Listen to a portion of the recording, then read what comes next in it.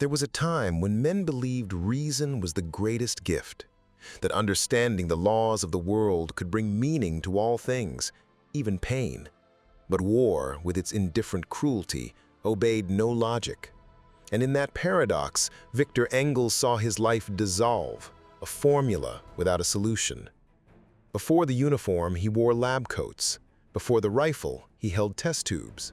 His mind, trained to dissect atoms and decode the rules of the invisible, couldn't grasp why men killed each other over lines on a map they couldn't even see from the ground. It was 1915 when the summons arrived, stamped on a rigid, dirt-stained envelope, as if the paper already carried the mud of the trenches before being opened.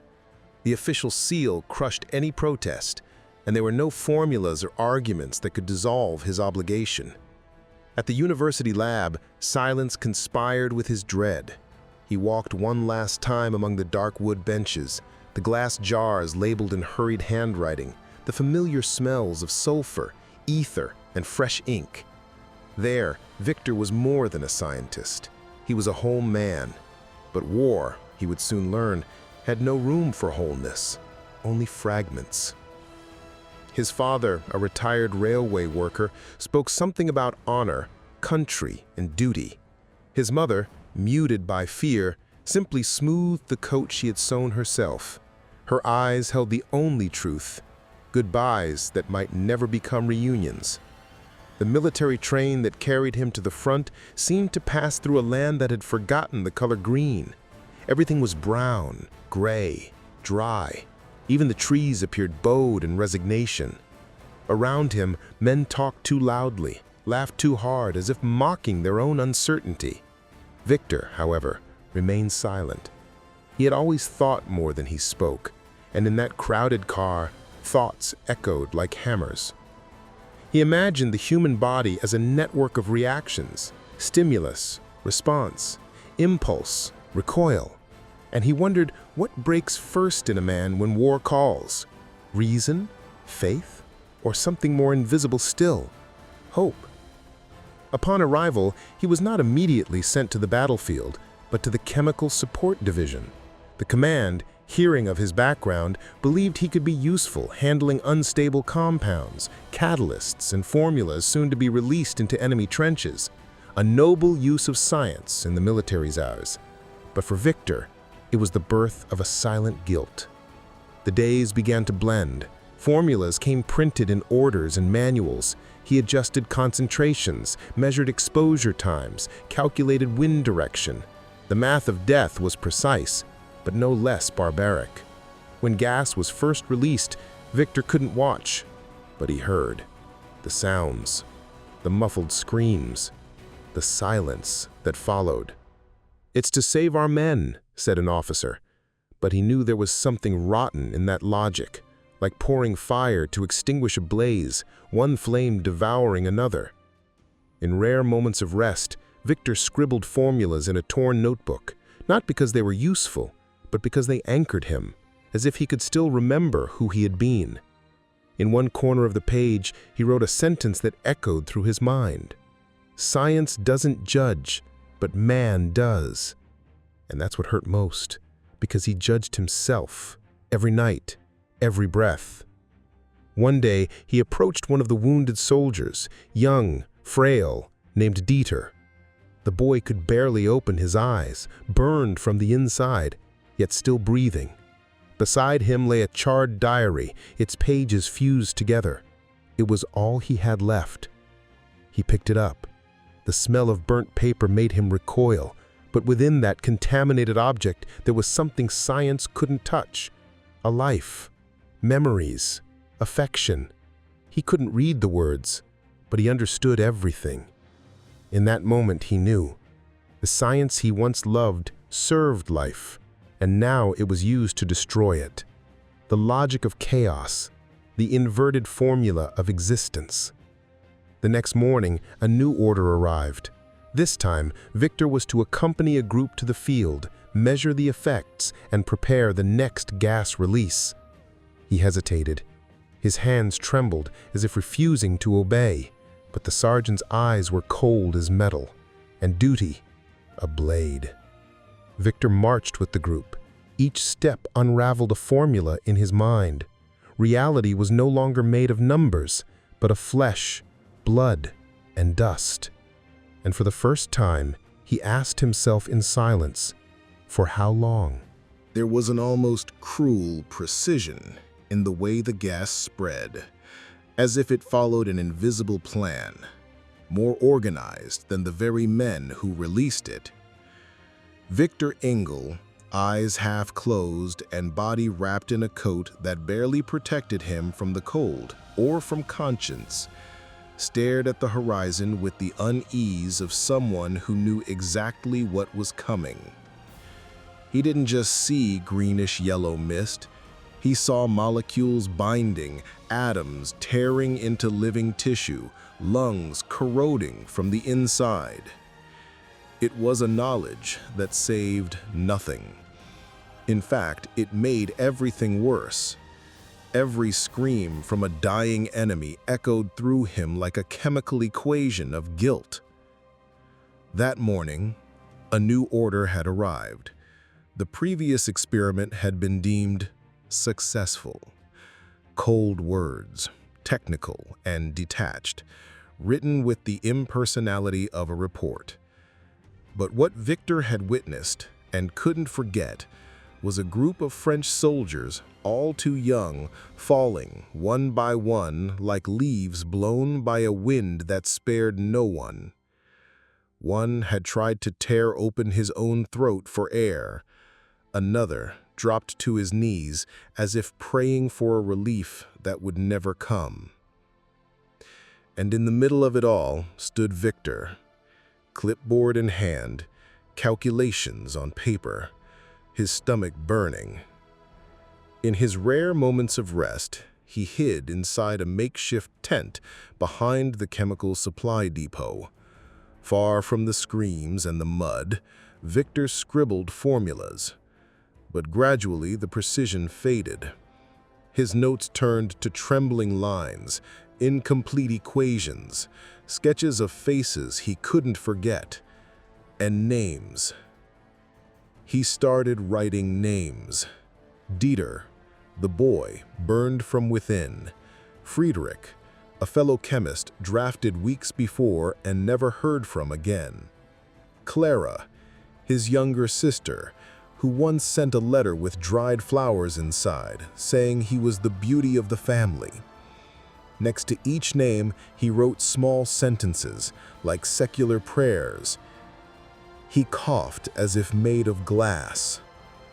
She believed in me. The world must find a way to become whole again. One afternoon, a young soldier approached.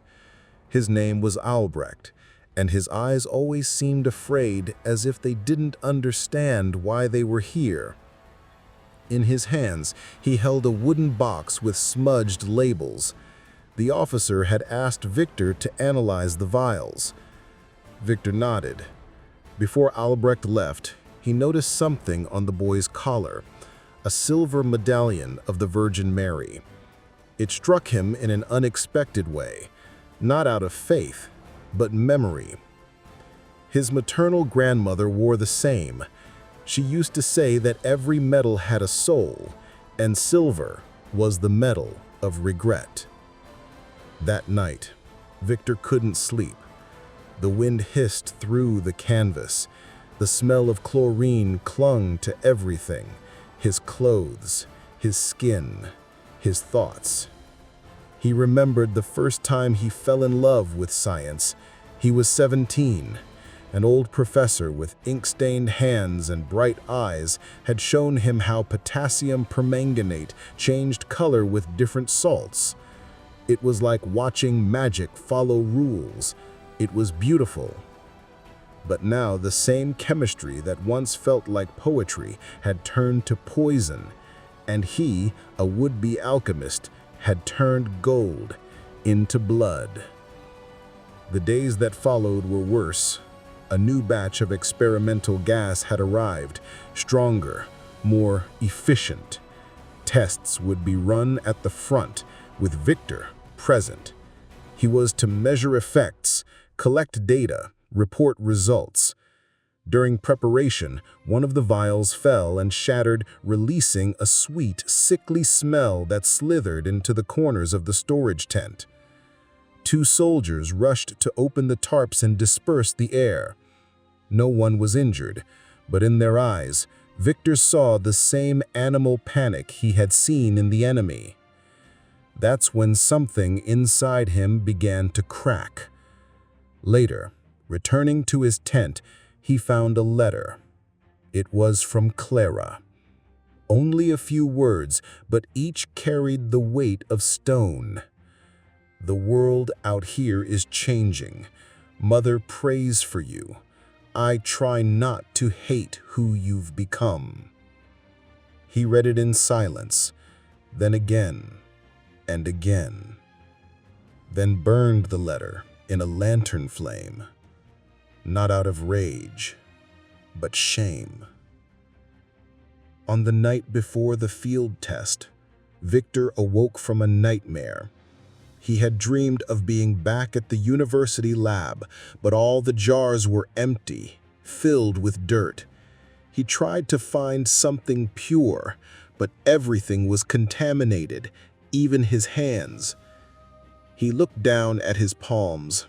No blood, but the guilt seemed to drip anyway. He picked up the notebook and wrote, "I was trained to create, but I've learned to destroy. The science that bleeds also makes me bleed. I must find the melting point of my soul before it fully evaporates." The next morning, as the men moved out to prepare the release, Viktor walked alone to the edge of the field where the mist had begun to rise. His eyes burned, not from vapors, but from knowing what would happen. And for the first time, he hoped the wind would change. Not to kill anyone, but so death might choose him first. Dawn came without color. The sky, murky like dirty glass, refused to fully rise, as if even time itself hesitated to move forward. Viktor Engel had woken before the sound of boots. In truth, he hadn't slept. He had merely closed his eyes, hoping the night might spare him. But war never rested, and that day it would demand a higher price. The next chemical test was scheduled for sunrise. This time, the order was simple and brutal. Strike the enemy line before they reinforced their artillery. Viktor was assigned to oversee the use of compound K-17, a gas that, according to reports, was 36% more lethal than previous formulas. That didn't make him proud. It was just another number and a death equation. During preparations, he noticed strange looks among the soldiers, quiet murmurs, eyes avoiding his, not out of respect, but out of something worse, fear. He was the man who carried the gas, the invisible executioner. Those who didn't know him called him Dr. Smoke. The wind was unstable. Flags above the trenches swayed indecisively between east and west. It was the kind of morning Viktor feared most, a day when physics grew temperamental and air turned traitor. He tried to warn the young officer in charge, a fast-talking lieutenant with textbook confidence. Viktor mentioned that the wind couldn't be trusted, that launching the gas now might endanger their own men. The lieutenant, without looking up from his papers, replied simply, "Tactical decisions aren't for scientists." And so, the cylinder was activated. At first, everything seemed normal. The toxic fog slithered across the ground like a living creature, hugging craters, climbing over fallen branches. From a nearby ridge, Viktor took notes with a practiced hand, but something gnawed at him, a sensation, almost physical, that something had gone wrong. Then the wind turned. First a quick gust, then a steady breeze, subtle but decisive. The gas slowed, hesitated, and began to drift back. Then came the screams. Not from the enemy, but from their own men. Soldiers who had just been watching now ran. Some stumbled. Others tore off their masks, already choking. The field erupted into panic. Viktor's eyes widened, His clipboard dropped. The world, once structured in variables, collapsed into chaos. He tried to run forward, but a sergeant, coughing blood, grabbed his arm and muttered, "It's too late." The camp turned into an improvised hospital. Tarps stretched quickly, bodies lined in rows. Viktor walked among them like a ghost. A nurse handed him a vinegar-soaked cloth to cover his face, but nothing could mask the shame. He recognized one of the bodies on the ground, Albrecht, the boy with the frightened eyes and the silver medallion. Unconscious. The metal around his neck had darkened from the gas, as if even saints had been poisoned. Then came Captain Mueller, a man with a weathered face, old scars, and a firm stride even in the mud. Upon seeing Viktor, he didn't shout. He simply said, in a restrained voice, "The survivors must cross no man's land. Command needs to know the gas failed, or we'll all die in the next assault." That night, as the air still reeked of poison, a small group was assembled, Viktor among them, alongside Mueller and a pale-faced boy with wide eyes. Another Klaus, another Dieter, another name Viktor would never forget. They would begin at first light. Just 4 men, all wearing masks, cloaks, and torn-up courage. They had to cross 300 meters of open void between the German trench and the next command post. Before departing, Viktor returned to his tent. He took his notebook, wrote one final page. Not a formula. Names. Then more names. And beside each one, something that defined them, not by how they died, but by how they lived. He closed the notebook, placed it inside a plastic pouch, and tied it tightly against his chest. If he were to die, he wanted to take those lives with him, protected from the very gas he failed to stop. When the march began, silence ruled. Not even the wind dared to blow. No man's land awaited. A desert of barbed wire, craters, and dormant death. Viktor walked behind Mueller, feet sinking into mud, heart lodged in his throat. With each step, he repeated silently, "I can't fail. Not again." But he knew that in that open field, science was powerless. There, only instinct and memory remained. The first bullet came without sound. Just a dry, distant snap that struck the ground inches in front of Captain Mueller. The group froze for a second, just long enough for death to choose its moment. But there was no turning back. Not there. Not in that limbo where retreat meant dying with your back exposed. No man's land was an open wound between 2 armies, where mud never dried and the dead had no names. Viktor Engel saw it as a narrow corridor between guilt and redemption. Each step was a silent prayer, not to a god, but to the memories that followed him like shadows. Mueller raised a clenched fist, signaling them to move forward. His eyes scanned the terrain ahead with military precision. Viktor followed close behind, trying to steady his legs. Klaus trailed just after, eyes wide beneath the mask, gripping a crude radio, their only hope of reaching command. The silence was suffocating, no speaking aloud, only the sound of footsteps sinking in mud, of occasional bullets slicing the air like angry flies. Viktor tried not to look at the scattered bodies, but it was impossible. Every lifeless shape was a mirror of what he could have been, or might still become. At one point, they passed a man crouched beside a shattered post. He was facing away, as if in prayer, but as they neared, they saw he no longer breathed. Just a body, frozen in fear, still on its knees. Klaus looked away. Mueller gave a silent nod, and Viktor, by instinct, murmured in thought, "May the dead not witness what the living continue to do." Crossing a crater torn open by artillery, Viktor slipped. He nearly fell into a pile of human remains. His stomach twisted. Mueller grabbed him by the strap of his coat, pulling him up without a word. The gesture said more than orders ever could. Then came the gunfire. This time, closer. A burst that hit the rear of their group. The 4th man, whose name Viktor never learned, dropped with a muffled cry. The bullet struck his neck. He tried to rise, but his arms gave out. Klaus wanted to go back. Mueller grabbed him firmly, his eyes fierce. "No time. We're dead if we stop." Viktor turned, despite the fear. The fallen soldier's eyes locked with his for a moment, and even behind the foggy glass of the mask, Viktor saw something. Resignation, perhaps even forgiveness. Then, the body stopped moving. They moved on in silence. Now they were three. Each step felt heavier. Klaus began to sob.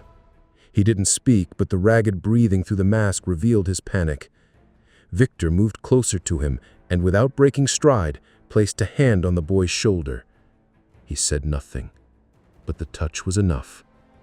Klaus looked back and, for the first time since the start of the crossing, nodded slightly, a gesture of someone choosing to keep going. In the final stretch, the air grew thick, not with gas, but with memory. Viktor began to see flashes, his childhood, sitting with his grandfather beneath blooming cherry trees, the smell of coffee in his mother's kitchen, Clara's voice reciting poetry aloud. Then, the laboratory, the formulas, the first time he wrote the word combustion and thought it beautiful.